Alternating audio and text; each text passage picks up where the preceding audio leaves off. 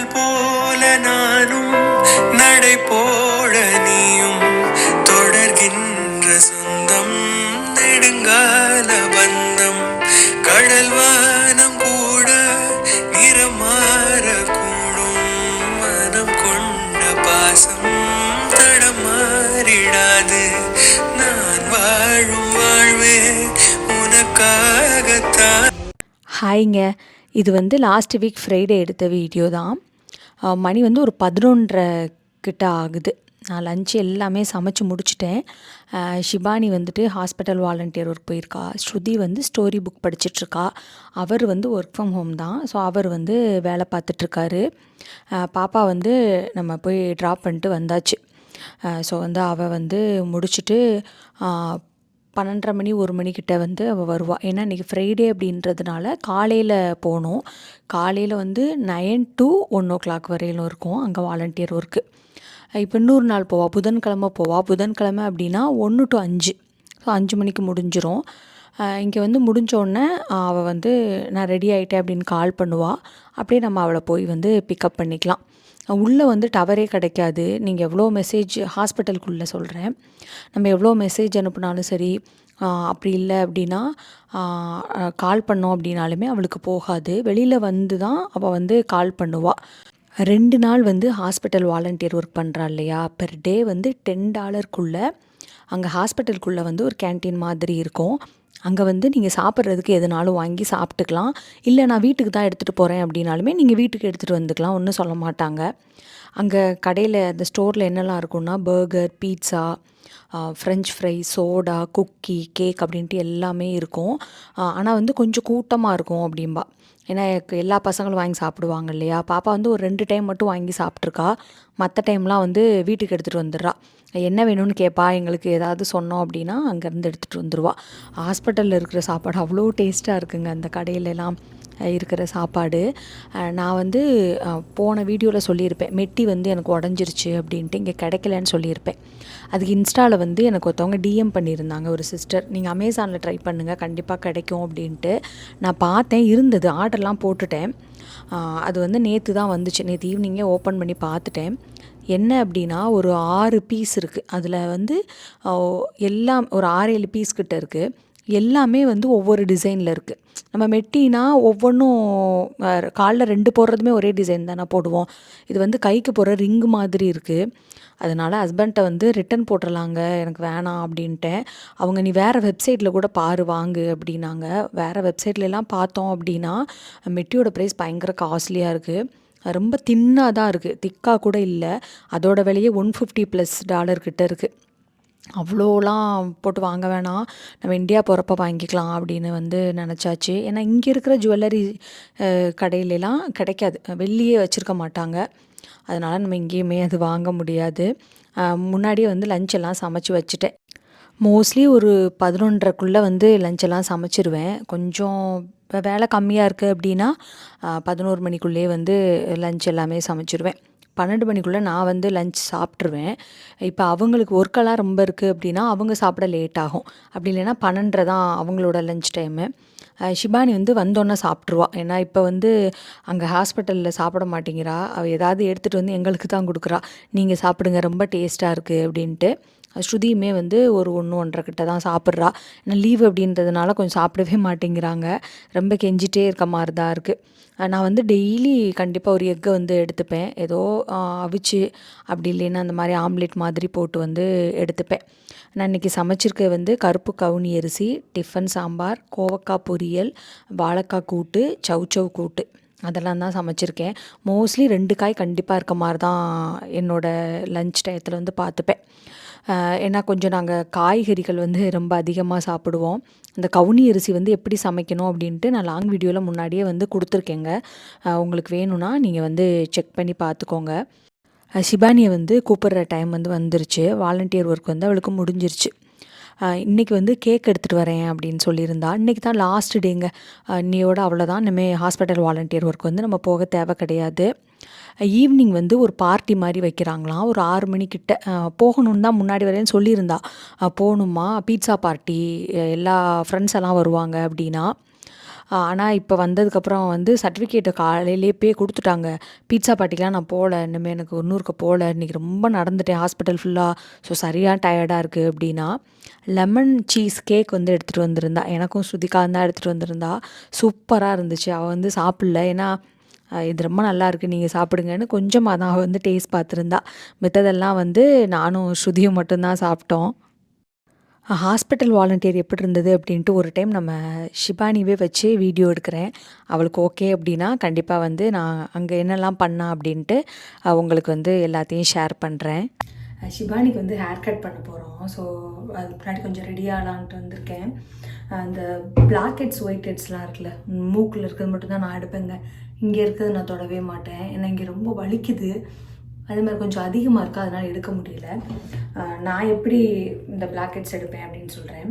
இந்த oil cleanser நான் காஸ்கோவில் வாங்கினேன், சூப்பராக இருக்குங்க. நான் வாங்கினது ஷிபானிக்காக வாங்கினேன், ஏன்னா மேக்கப் போடுறா, கொஞ்சம் நல்லா ஃபுல்லாக ரிமூவ் பண்ணும் அப்படின்றதுக்காக வாங்கினது. பட் நானுமே இந்த கிளென்சர் வந்து யூஸ் பண்ணிகிட்ருக்கேன். இது வந்து கொரியன் கிளென்சர். இது வந்து செக்கசே அப்படின்னு நினைக்கிறேன், கரெக்டாக ப்ரொனன்சியேஷன் பண்ணுறான்னு தெரில. இது வந்து கொஞ்சம் தண்ணி மாதிரி இருக்கும், இந்த பாருங்கள், ஆயில் மாதிரி இருக்கும். ஸோ கொஞ்சம் ஃபியூ ட்ராப்ஸ் விட்டுட்டு போட்டு எடுத்துடுறேன். கொஞ்சம் கையில் இந்த மாதிரி ரப் பண்ணிவிட்டு ஃபஸ்ட்டு நல்லா ஃபேஸில் நல்லா இப்படி இது பண்ணிக்கோங்க. நல்லா தேய்ச்சிட்டோன்னா ஆயில் தான். இது மேக்கப் போட்டிங்கன்னா நல்லா ரிமூவ் பண்ணிக்கலாம். பட் நான் மேக்கப் எதுவும் போடல, சன்ஸ்க்ரீன் மட்டும் தான் போட்டிருக்கேன். அப்புறம் ஃபியூ ட்ராப்ஸ் தண்ணி. அந்த தண்ணி போட்டோன்னா ப்ளூ கலரில் ஆகும். ப்ளூ கலரில் ஆகுதா? ஸோ அப்படி ஃபுல்லாக எல்லா இடத்துலையும் பரவாயில்ல தேய்ச்சிட்டு நல்லா ரப் பண்ணிவிட்டு, ஸோ கை மட்டும் வாஷ் பண்ணிக்கிறேன்.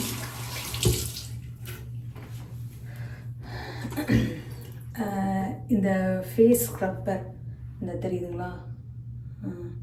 ஸோ இந்த ஸ்க்ரப்பர் இதுதான் நான் வந்து இந்த பிளாக் ஹெட்ஸ் எடுக்கிறதுக்கு யூஸ் பண்ணுவேன். இந்த மாதிரி இருக்கும், இந்த மாதிரி இருக்கும். இது வந்து சார்ஜ் போட்டுக்கணுங்க. இந்த மாதிரி பின் இருக்கு பாருங்களேன், இங்கே வந்து நீங்கள் சார்ஜ் பண்ணிக்கணும்.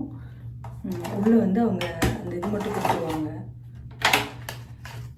அது அங்கே இருக்குன்னு நினைக்கிறேன், அந்த சார்ஜ் போடுறது. இந்த இது 2 இது கொடுப்பாங்க. நான் இதை யூஸே பண்ணதில்லை, ஏன்னா நான் ஒன்லி இந்த இது எடுக்கிறது மட்டும்தான் யூஸ் பண்ணுறேன்னா, அதனால் இந்த 2மே நான் யூஸ் பண்ணதில்லை. எதுக்கு யூஸ் ஆகணும்னு தெரியாது. இந்த மாதிரி இருக்கும் இந்த ஸ்க்ரப்பரு, அமேசானில் வாங்கினேன். இந்த மாதிரி இருக்கும். இதில் வந்து இந்த ஃபஸ்ட்டு இருக்குது பாருங்கள், இந்த க்ளீனிங்கிற இந்த ஆப்ஷன் மட்டும்தான் யூஸ் பண்ணுவேன், வேறு எதுவுமே நான் யூஸ் பண்ண மாட்டேன். ஸோ இந்த மாதிரி இருக்கும். ஓகே, இந்த மாதிரி இருக்கும். ஃபஸ்ட்டு ஆன் பண்ணிக்கலாம். ஆன் பண்ணால் சவுண்டு வரும். இப்போ ஸ்டார்ட் பண்ணிட்டு இருந்தால் எல்லா லைட்டும் எரியுதா. இன்னொருக்க ப்ரெஸ் பண்ணோன்னா என்னடா அது ஆக மாட்டேங்குது, என்ன சார்ஜ் இல்லையா? அந்த ஸ்க்ரப்பரோட சவுண்டு வந்து ஓவராக கேட்குது. நான் அதில் பேசியிருக்கேன், பட் அதோடய சவுண்டு மட்டும்தான் இருக்குது. அதனால தான் நான் அதை வந்து மியூட் பண்ணிவிட்டு மறுபடியும் நான் இதுக்கு வாய்ஸ் வந்து கொடுத்துருக்கேன். நல்லா டீப்பாக வந்து நீங்கள் அந்த ஸ்க்ரப்பரை வந்து ஃபுல்லாக எல்லா இடத்துலையுமே போட்டு அமுத்தி இது பண்ணிங்க அப்படின்னா அந்த பிளாக் ஹெட்ஸ் வந்து ஃபுல்லாக ரிமூவ் ஆகுங்க. வாரத்துக்கு வந்து 3 days வந்து நம்ம இது யூஸ் பண்ணிக்கலாம். இது 2வது இது. நான் முன்னாடி ஒன்று வச்சுருந்தேன், ஸோ இப்போ வந்து 2வது இது ஒன்று வாங்கியிருக்கேன். ரொம்ப நல்லா யூஸ்ஃபுல்லாக இருக்குது. வாரத்துக்கு 3 நாள் அப்படி இல்லைன்னா 2 நாள் வந்து நான் யூஸ் பண்ணிடுவேன். நீங்கள் வந்து இந்த ஆயில் கிளென்சர் தான் யூஸ் பண்ணணும் அப்படின்னு எந்த ஒரு அவசியமே கிடையாது. சாதாரணமாக தண்ணி இருக்கு இல்லையா, தண்ணி கூட நீங்கள் முகத்தில் போட்டுட்டு கூட நீங்கள் ரிமூவ் பண்ணலாம். சாதாரண கிளென்சர் இருக்கும்ல, இந்த மாதிரி ஆயில் கிளென்சர் இல்லாமல் கிளென்சர் போட்டுட்டு நல்லா ஃபுல்லாக முகத்தில் தேய்ச்சிட்டு அப்படியுமே நீங்கள் வந்து அந்த பிளாக் ஹெட்ஸ் ஃபுல்லாகவே எடுத்துடலாம். எவ்வளோ வந்திருக்கு அப்படின்னு பாருங்கள். இந்த மாதிரி டிஷ்யூ பேப்பரில் தொடச்சிடுவேன். எவ்வளோ வந்திருக்கு பாருங்கள், இவ்வளோ இருக்குது. இதை வந்து மறுபடியும் நான் டிஷ்யூ பேப்பரில் க்ளீன் பண்ணிடுவேன். ஃபேஸை வந்து எப்பயும் போல் அதுக்கப்புறம் வாஷ் பண்ணிக்கலாம்.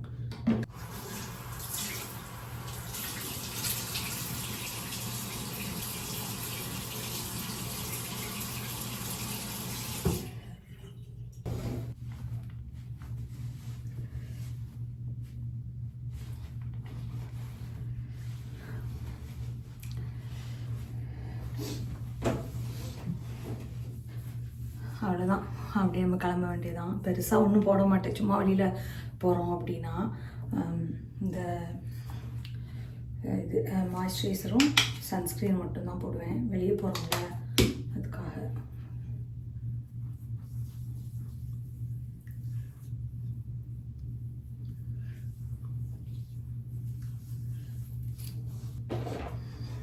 சன்ஸ்க்ரீன் ஸோ குட்டுங்க, இந்த சன்ஸ்க்ரீனு சூப்பராக இருக்குது. அப்புறம் வந்து இந்த டிண்டட் சன்ஸ்க்ரீன், ஐயோ தயவு செஞ்சு இது வாங்கவே கூடாது, எனக்கு சுத்தமாக சூட் ஆகவே இல்லை, அப்படியே இருக்குது, புதுசாக போடுறதே இல்லை, யாருக்குமே பிடிக்கல. இது டிண்டட் கிடையாது, இது நம்ம எப்பயும் போடுறோம்ல நார்மலாக அந்த சன்ஸ்க்ரீன் தான். காலி ஆயிடுச்சு, வாங்கணும். இவ்வளோ எடுத்துருக்கேன்.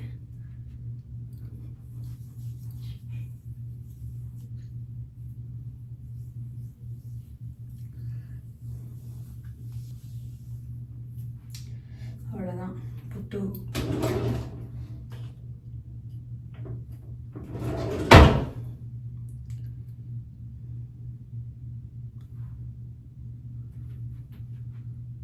எஸ், அவ்வளோதான். இந்த ட்ரெஸ் மாற்றிட்டு தலை மட்டும் சீவிட்டு அப்படியே நம்ம ஹேர் கட் பண்ண கிளம்பலாம். 2 பேருமே தான் முடியெல்லாம் வெட்டணும் அப்படின்ட்டு ஒரு 6 மாதத்துக்கு முன்னாடியே எங்ககிட்ட கேட்டாங்க. இவங்க அப்பா வந்து உடனே ஓகே சொல்லிட்டாரு. எனக்கு வந்து முடி அப்படின்னா ரொம்ப சென்டிமெண்ட், ஏன்னா எனக்கு ரொம்ப இல்லை அப்படின்றதுனாலயே எனக்கு முடி மேலே ஒரு தனி ஒரு லவ்னு வச்சுக்கோங்களேன். நான் வெட்டவே அளவே பண்ண மாட்டேன். அடிக்கடி 2 பேரும் சொல்லுவாங்க, முடி தானேம்மா வளர்ந்துரும்மா, ஏன் இவ்வளோ அட்டாச்சாக இருக்கீங்கன்னு. இல்லை இல்லை நான் வெட்ட விட மாட்டேன் அப்படின்னு. ஆனால் என்கிட்ட வந்து பெர்மிஷன் வாங்கிட்டாங்க, ஒரு 6 மாதத்துக்கு முன்னாடியே வாங்கிட்டாங்க. நான் ஓகே சொல்லிட்டேன்னா 2 பேரும் எங்களுக்கு யோசிக்க டைம் வேணும் அப்படின்னு கேட்டுருவாங்க. அது எப்போ எங்கள் வீட்டில் நடக்கிறது தான். ஒரு இதை கேட்பாங்க வாங்கி தரோம் அப்படின்னா, இல்லை இல்லை இப்போ வாங்காதீங்க நான் யோசிக்கணும் அப்படிம்பாங்க 2 பேரும். ஸோ அதில் வந்து அக்காவுக்கு வந்து கன்வின்ஸ் ஆகிட்டா, ஓகே இன்றைக்கி நான் வெட்டிக்கிறேன் முடியேன். தங்கச்சி வந்து எனக்கு இன்னும் டைம் வேணும், நான் இன்னும் யோசிக்கணும் அப்படின்னா, சரி ஒன்று எவ்வளோ நாள் யோசிச்சுக்கடா, உனக்கு எப்போ ஓகேவோ அப்போ கூட்டிகிட்டு வரோம் அப்படின்ட்டோம். ஷிபானிக்கு மட்டும்தான் இன்றைக்கி வந்து வெட்ட போகிறோம். லேயர் கட் தான் பண்ணணும் அப்படின்னா கொஞ்சம் 4-5 இது பார்த்தோம் முடி வெட்டுறதுக்கு கடை. ஆனால் ரேட்டிங் சரியில்லைங்க. இது வந்து எங்கள் வீட்டிலேருந்து 1 ஹவர் ட்ரைவ் பண்ணி வந்தோம். ஷிபானி அப்பாயின்மெண்ட் எல்லாமே புக் பண்ணிட்டா. ஃப்ரைடே ஒரு ஈவினிங் வந்து ஒரு 5 மணிக்கு வரோம் அப்படின்னு புக் பண்ணிட்டா. வந்தோடனே வந்து அவங்க நம்ம முன்னாடியே புக் பண்ணதுனால இம்மிடியேட்டாக கூட்டிகிட்டு போயிட்டாங்க. ஃபஸ்ட்டு அவங்க கேட்டது ஹேர் வாஷ் பண்ணணுமா இல்லையா அப்படின்னு கேட்டாங்க. இப்போ வாஷ் பண்ணலனாலுமே கட் பண்ணி விட்ருவாங்க போல், ஆனால் வாஷ் பண்ணிவிட்டு கட் பண்ணோம் அப்படின்னா இன்னும் நல்லா இருக்கும்ல, அதனால் வாஷ் பண்ணிடுங்க அப்படின்னு சொல்லியாச்சு. அவங்க வந்து ஃபஸ்ட்டு இந்த ஷாம்பு அதெல்லாம் போட்டு தான் நல்லா வந்து வாஷ் பண்ணாங்க.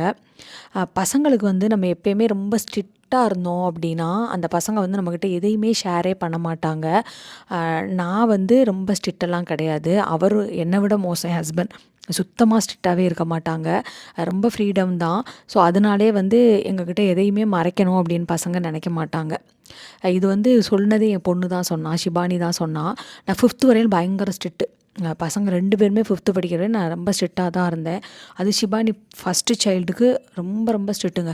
5வது படிக்கிற வரையிலும் நான் பயங்கர ஸ்ட்ரிக்ட்டு தான். அதுக்கப்புறம் இந்த டீனேஜுக்குள்ளே போவாங்கல்ல, அப்போ தான் நான் வந்து கொஞ்சம் ஃப்ரெண்ட்லியான பேரண்ட்டாக வந்து மாறினேன். ஷிபானியே சொல்லுவா, நீங்கள் ரொம்ப ஸ்ட்ரிக்டாக இருந்தீங்க அப்படின்னா அந்த குழந்தைங்க நிறையா தப்பு பண்ணும் அப்படின்ட்டு. அது ட்ரூ, ஏன்னா நானே பார்த்துருக்கேன், அது வந்து உண்மை. நம்ம வந்து ஸ்ட்ரிக்டாக இருக்க வேண்டிய விஷயத்தில் ஸ்ட்ரிக்டாக இருக்கலாம், அதுக்காக ரொம்ப ஸ்ட்ரிக்டாகவே இருக்கணும் அப்படின்ட்டு நம்ம இருந்தோம் அப்படின்னா அந்த பசங்க வந்து ரொம்ப கஷ்டம். என் ஃப்ரெண்டு சொல்லுவாங்க, அவங்க அம்மா சொல்லுவாங்களாம், குச்சியை வந்து வளைக்கிறேன் அப்படின்ட்டு ஒடிச்சிடக்கூடாது அப்படின்ட்டு. ஏன்னா அந்த குச்சி ஒடிஞ்சிருச்சுன்னா அதுக்கப்புறம் ஒட்ட வைக்க முடியாது. இந்த காலத்து பிள்ளைங்க வந்து பேரண்ட்ஸ் வந்து எல்லாத்தையும் ஷேர் பண்ணாங்க அப்படின்னா தாங்க நம்மளும் அதுக்கு உண்டான எல்லா சொல்யூஷனையுமே கொடுக்க முடியும். முக்கியமாக பிள்ளைங்க ஷேர் பண்ணுறது எப்படின்னா நைட்டு பண்ணுவாங்க, அப்படி இல்லைன்னா ஸ்கூல் விட்டு வந்த உடனே. ஸோ அதனாலே வந்து ஸ்கூல் விட்டு வந்த உடனே நான் எந்த ஒரு வேலையும் பண்ண மாட்டேன். 2 பேர்கிட்டே உட்காந்து என்ன நடந்தது அப்படின்ட்டு கேட்க ஆரம்பிச்சிருவேன். அப்போ மறந்ததை நைட்டு ஷேர் பண்ணிடுவாங்க. 2-3 நாள் கழிச்சு அப்படின்னா அவங்களுக்கும் மறந்துடும், நம்மளும் அதை பற்றி கேட்க மாட்டோம். ஷிபானி வந்து சின்ன வயசில் இருக்கும்போதெல்லாம் டெய்லி அவளை வாக்கிங் கூட்டிகிட்டு போய் என்ன நினைக்கிற, என்ன மனசில் இருக்குது அப்படின்ட்டுலாம் பேசிகிட்ருப்போம். ஸ்ருதிக்கு வந்து இப்போ தான் ஸ்டார்ட் பண்ணியிருக்கேன். ஒரு 5th முடிச்சதுக்கப்புறம் தான் நான் ஷிபானிக்கு ஸ்டார்ட் பண்ணேன். ஸோ ஸ்ருதிக்குமே வந்து இப்போ தான் கொஞ்சம் நேரம் அம்மா கூட வந்து ஸ்பெண்ட் பண்ணுடா, வாக்கிங் போகலாம், 2 பேரும் தனியாக போகலாம் அப்படின்ட்டு கூட்டிகிட்டு போயிட்டுருக்கேன். ஏன்னா ஷிபானிக்கு டைம் இல்லை, அவளே சம்டைம் கூப்பிடுவா, அம்மா வாக்கிங் போகலாமா, வரீங்களா ஃப்ரீயா அப்படின்னு. முன்னாடியே ஒரு மணி நேரத்துக்கு முன்னாடி என்கிட்ட சொல்லிடணும், ஏன்னா நம்ம வேலை பார்த்துட்ருப்போம்ல, எல்லாத்தையும் விட்டுட்டு தான் வாக்கிங் அப்படின்னா போகணும். அதனால் கொஞ்சம் நேரத்துக்கு முன்னாடியே என்கிட்ட சொல்லிடுவா. நான் அதுக்கு தகுந்த மாதிரி கடகடன் வேலையெல்லாம் முடிச்சுட்டு அவள் கூட அப்படியே கொஞ்ச நேரம் வாக் பண்ணிட்டு வந்துடுவேன். முடி வெட்டுறதுக்கு வந்து $110 பே பண்ணோம். அப்படின்னா நம்ம இந்தியன் ரூபா அப்படி வந்து ஒரு 9,500 அந்தளவுக்கு ஒர்த்தா அப்படின்னா கண்டிப்பாக கிடையவே கிடையாது. இவ்வளோ ரேட்டிங் வாங்கியே வந்து இப்படி இருக்குது அப்படின்னா ரேட்டிங் வாங்காத கடை எப்படி இருக்கும்னு பார்த்துக்கோங்க. ஏன்னா லேயர்ஸ்லாம் ஒன்றுமே தெரியலங்க. இன்றைக்கி வந்து தெரிஞ்சுது. வெட்டின அன்னைக்கு யூஸ்வலாக எல்லாத்துக்குமே அப்படி தானே இருக்கும். வெட்டின அன்னைக்கு நல்லா தான் தெரியும். ஆனால் அடுத்த நாள்லாம் வந்து அந்தளவுக்கு சூப்பராலாம் தெரியல. பாப்பா வந்து 8th படிக்கிறப்ப நான் இந்தியாவுக்கு வெக்கேஷன் போனப்போ சென்னையில் ஒரு இடத்துல வந்து கட் பண்ணோம். அங்கே எப்படின்னா பயங்கர டிமாண்ட். 1 வீக் முன்னாடியே நான் ஃபுல்லாக அப்பாயின்மெண்ட்லாம் வாங்கிட்டேன். வேளச்சேரியில் இந்த விஜயநகர் பஸ் ஸ்டாண்ட் பக்கத்தில் வரும் அப்படின்னு நினைக்கிறேன். அந்த ஃபீனிக்ஸ் மால் அதெல்லாம் பக்கத்தில் வந்துச்சு. அங்கே தான் போய் கட் பண்ணோம். சூப்பராக வெட்டி விட்டாங்க. பாப்பாவுக்கு 1.5 வருஷம் அந்த லேயர்ஸ்லாம் அவ்வளோ அழகாக தெரிஞ்சிச்சு. இந்த மாடிப்படிலாம் ஏறினோம் அப்படின்னா எப்படி அப்படியே ஸ்டெப் பை ஸ்டெப்பாக அழகாக இருக்கும். அந்தளவு சூப்பராக இருந்துச்சு. அந்த மாதிரி தான் எதிர்பார்த்து வந்தது. பட் அந்தளவுக்கு இல்லை. இட்ஸ் ஓகே, என்ன பண்ணுறது, பரவாயில்ல, நெக்ஸ்ட் டைம் பார்த்துக்கலாம் அப்படின்ட்டு விட்டாச்சு. இவளுக்கு வந்து வேவி ஹேர் மாதிரி இருக்கும் ஷிபானிக்கு. ஸ்ருதிக்கு வந்து கம்ப்ளீட்டாக ஸ்ட்ரெயிட் ஹேர். நீங்கள் எவ்வளோ தான் அவளுக்கு வந்து நீங்கள் என்னென்ன ப்ராடக்ட்லாம் போட்டு அந்த வேவி ஹேர் மாதிரி மாற்றினாலும் உடனே அவளுக்கு டக்குன்னு ஸ்ட்ரெயிட் ஹேர் ஆயிரும். ஏன்னா அந்தளவுக்கு சில்கியாகவும் இருக்கும், நல்லா ஸ்ட்ரெயிட்டாகவுமே இருக்கும். ஷிபானிக்கு வந்து என்ன மாதிரிங்க, எனக்கு மாதிரி வேவி ஹேராக இருக்கும். எனக்கும் அப்படி தான் இருக்கும். அவளுக்கு வந்து என் ஹஸ்பண்ட் வீட்டு சைடு மாதிரி. அவங்க வீட்டில் எல்லாருக்குமே ஸ்ட்ரெயிட் ஹேரு, அவ்வளோ முடி இருக்கும். அதே மாதிரி தான் 2 பேருக்குமே இருக்குது. பட் அந்த முடியோட இது மட்டும் கொஞ்சம் மாறுதலாக இருக்குது. சரிங்க, நான் இதோட வீடியோ முடிச்சுக்கிறேன்.